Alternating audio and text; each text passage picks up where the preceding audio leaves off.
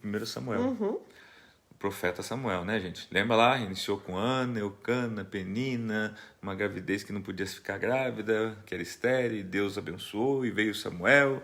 Samuel foi criado junto com Eli, Ofni e Finéias, sua família, meio esquisitinha, né? E, enfim, foi educado ali no templo. Daí foram para as batalhas, morreram Ofni e Finéias. Sabendo da notícia, Eli pega, cai para trás, morre também. Morreu a nora dele, que deu o nome para o filho que nasceu no parto desastroso ali de Icabode. Agora acabou porque a arca foi levada pelos filisteus. Os filisteus não se aguentam com Deus. Deus sozinho, né, faz eles ter uma congestão. Eles devolvem a arca, né, que cai na mão lá de Bet-Semes, lá do povo também, que dá uma bisoiada para dentro, olha para dentro, já morre 70, né? Também já não quer mais a arca, não quer mais a presença, e levam para casa de Abinadab, e ali fica durante 20 anos. Né? E agora, então, o povo fica querendo imitar os povos pagãos e pede um rei a Deus.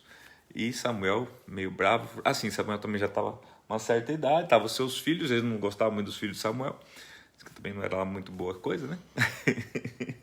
Podemos falar mal, já morreram? Oh, meu Deus, né? Tem misericórdia. E então Samuel agora então fala com Deus, Deus fala, então dá o rei para eles, eles vão, ungem, Samuel unge Saul, que vem ser rei de Israel, que venceu ontem, capítulo 11, nós vimos lá, né? Ele se levantando para ir levar o povo de Jabe-Gileade. Ó, eu tô bom de memória, hein? Tá bom. Tá bom de memória. Tô surpresa. Né? Também. De Jabe-Gileade. E daí sim se firmando, né? Como rei de Israel, o rei do combate, enfim, tá? E hoje, então, nós vamos ver o capítulo 12, tá? E o capítulo 12 é uma despedida de Samuel. Samuel tá entregando bastão ali, entregando bastão. Vamos lá? Vamos lá. Samuel disse a todo Israel: atendi a tudo o que vocês me pediram e estabeleci um rei para vocês. Agora vocês têm um rei que os governará. Quanto a mim, estou velho e de cabelos brancos e meus filhos estão aqui com vocês. Tenho vivido diante de vocês desde a minha juventude até agora. Aqui estou. Se tomei um boi ou um jumento de alguém, ou se explorei ou oprimi alguém, ou se das mãos de alguém aceitei suborno, fechando os olhos para a sua culpa, testemunhe contra mim na presença do Senhor e do seu ungido. Se alguma dessas coisas pratiquei, eu farei restituição. E responderam: tu não nos exploraste, nem nos oprimiste. Tu não tiraste coisa alguma das mãos de ninguém. Samuel lhes disse: o Senhor é testemunha diante de vocês, como também o seu ungido é hoje testemunha, de que vocês não encontraram culpa alguma em minhas mãos. E disseram: ele é testemunha. Então Samuel disse ao povo: o Senhor designou Moisés e Arão e tirou os seus antepassados do Egito. Agora, pois, fiquem aqui, porque vou entrar em julgamento com vocês perante o Senhor, com base nos atos justos realizados pelo Senhor em favor de vocês e dos seus antepassados. Então, gente, antes de nós entrarmos nesses atos, né, que ele vai entrar agora perante o Senhor, né, contra o povo de Deus aqui, tá?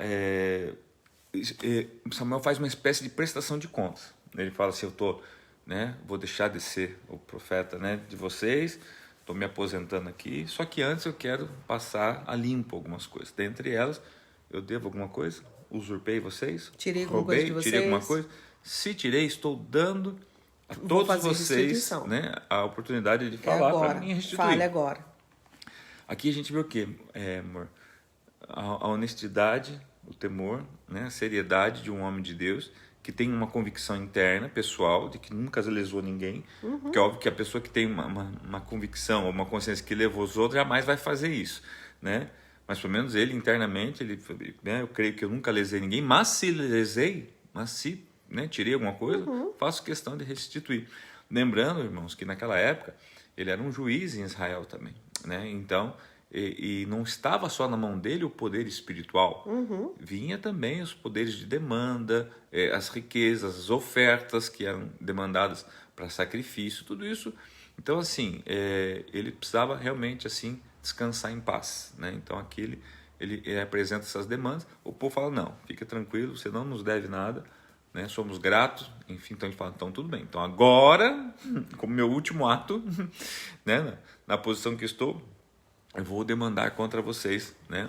Ou melhor, falar com Deus acerca de algumas coisas que tem contra vocês. Então agora é para começar a relatar, como sempre, pautando, fundamentando, puxando lá de trás algumas coisas e para depois expor tal que ele quer dizer. Vamos lá. Depois que Jacó entrou no Egito, eles clamaram ao Senhor e ele enviou Moisés e Arão para tirar os seus antepassados do Egito e os estabelecer neste lugar. Seus antepassados, porém, se esqueceram do Senhor seu Deus. Então ele os vendeu a Sísera, o comandante do exército de Azor, aos filisteus e ao rei de Moabe que lutaram contra eles. Eles clamaram ao Senhor dizendo, pecamos, abandonando o Senhor e prestando culto aos Baalins e aos postes sagrados. Agora, porém, liberta-nos das mãos dos nossos inimigos e nós prestaremos culto a ti. Então o Senhor enviou Jerubaal, Baraque, Jefité e Samuel e os libertou das mãos dos inimigos que os rodeavam, de modo que vocês viveram em segurança. Quando, porém, vocês viram que Naás, rei dos Amonitas, estava avançando contra vocês, me disseram, não, escolha um rei para nós, embora o Senhor, o seu Deus, fosse o rei. Agora, aqui está o rei que vocês escolheram, aquele que vocês pediram. O Senhor deu um rei a vocês. Se vocês temerem, servirem e obedecerem ao Senhor, e não se rebelarem contra suas ordens, e se vocês e o rei que reinar sobre vocês seguirem o Senhor, o seu Deus, tudo irá bem a vocês. Só um pouquinho. O verso 14 é importante porque, né? Até você assinar ele aí, porque é a maior prova de que, assim, ainda que não era o que Deus queria, né? Que eles tivessem um rei. É porque ele diz lá no 12, né? Falei assim, eles falaram, né? Escolha um rei para nós, embora o Senhor, o seu Deus, fosse o rei, que eles já tinham um rei. Já tinha um rei. Né? Sempre teve um rei. Mas não era no padrão do mundo, né? No padrão das outras nações, tá? Porém, mesmo assim, versos 14 ele fala, né? Porém, se vocês temerem, né? Servirem e obedecerem ao Senhor. E não se rebelarem contra as suas ordens. Então, você vê que Deus continua tendo ordem, continua tendo, né, seus mandamentos. E se vocês e o rei que reinar sobre vocês, então na verdade eles só colocaram, né, um rei para reinar entre eles, né, para estar sobre eles. Eles tinham acesso direto com Deus, eles foram e colocaram alguém, né, para intermediar, tá? Seguirem o Senhor, o seu Deus, tudo irá bem a vocês. Então, assim, não é aquela coisa, então porque vocês pediram um rei, agora vai tudo dar errado. Não. Ainda ele falou, olha, se vocês... continuem obedecendo, eu vou fazer esse negócio dar Senhor. certo. Né? Como se Deus estivesse falando assim, eu vou fazer esse negócio dar certo. Mesmo não sendo o que eu aquela coisa queria. assim, vocês vão sofrer, porque vocês pediram um rei, né? E lá antes ele fala, né? Que eles, da maneira que eles iam ter que servir esse rei, né? Sendo que Deus sempre nos deu tudo. Desde o jardim do Éden, né, pastor? Ele sempre preparou, era ele que cultivava o jardim ali, era ele que preparou tudo para nós, né? O homem só tinha que cultivar, né? Só cultivar. Então, sim, ele sempre deu tudo pronto para nós, né? Ele fala lá, tem um capítulo assim, né? Em terras que vocês não conquistaram, colhendo coisas que vocês não plantaram. Sempre foi assim. Exatamente. Sempre foi assim. Agora que não. Agora que eles teriam que plantar, servir a um rei, né? Porque foi o que eles pediram. Vamos lá. 15, né? Versos 15. Todavia, se vocês desobedecerem ao Senhor e se rebelarem contra o seu mandamento, a sua mão se oporá a vocês da mesma forma como se pôs aos seus antepassados. Agora, preparem-se para ver este grande feito que o Senhor vai realizar diante de vocês. Não estamos na época da colheita do trigo. Pedirei ao Senhor que envie trovões e chuva para que vocês reconheçam que fizeram o que o Senhor reprova totalmente quando pediram um rei. Então Samuel clamou ao Senhor, e naquele mesmo dia o Senhor enviou trovões e chuva. E assim todo o povo temeu grandemente ao Senhor e a Samuel. E todo o povo disse a Samuel, ora ao Senhor, o teu Deus, em favor dos teus servos, para que não morramos, pois a todos os nossos pecados acrescentamos o mal de pedir um rei. Gente, observe que Samuel ainda estava engasgado com esse negócio. Ficou. Né? Porque você vê, ele podia ter deixado quieto, já estava lá, já era rei. Ele fala, não, mas eu quero não provar para vocês que vocês estão errados e fizeram errado de pedir.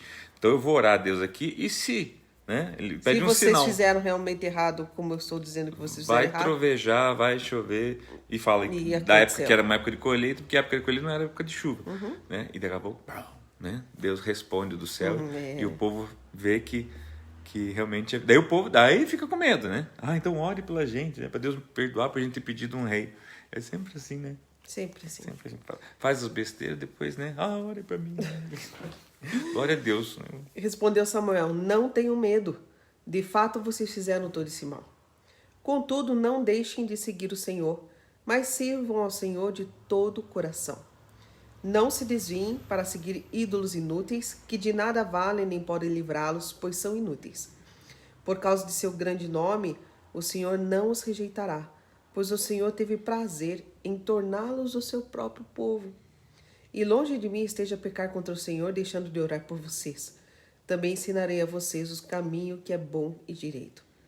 Somente temam o Senhor e sirvam a Ele fielmente de todo o coração, e considerem as grandes coisas que Ele tem feito por vocês.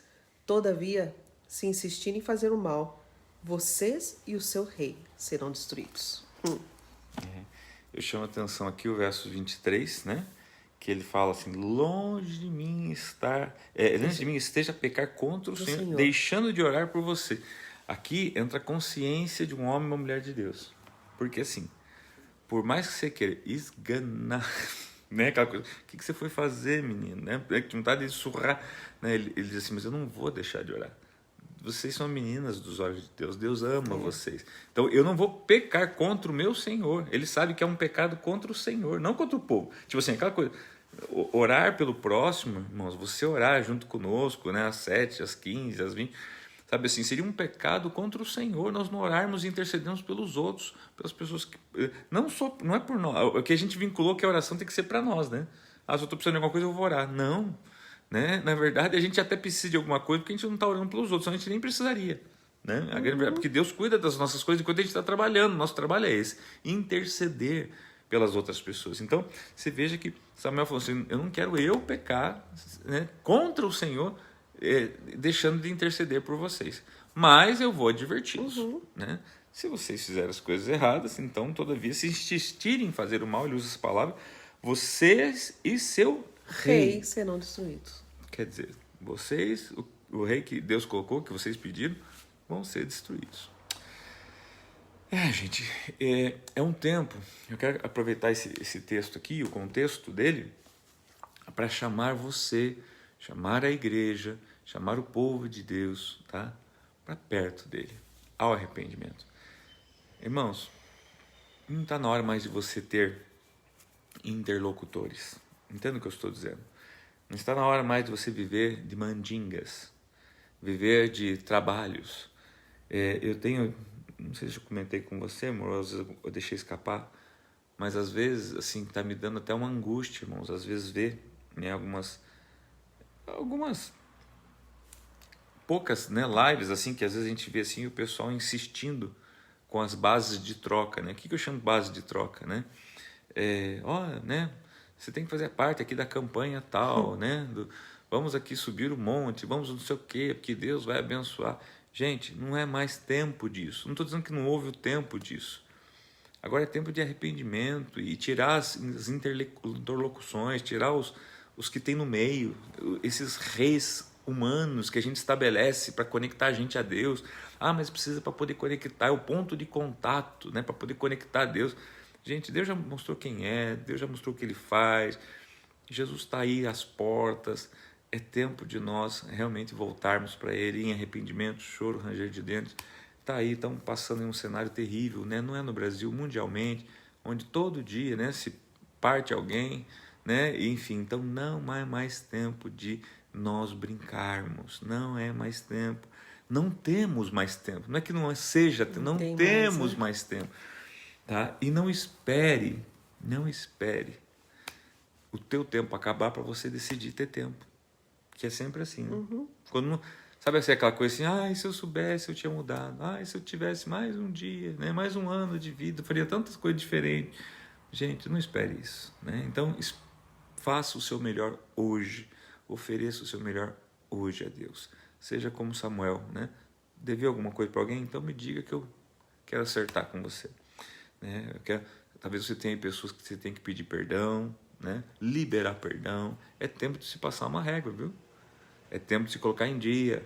Por favor, deixa tudo em dia. Escutem isso, gente. Tá? Deixe tudo em dia. coloca a tua vida em dia.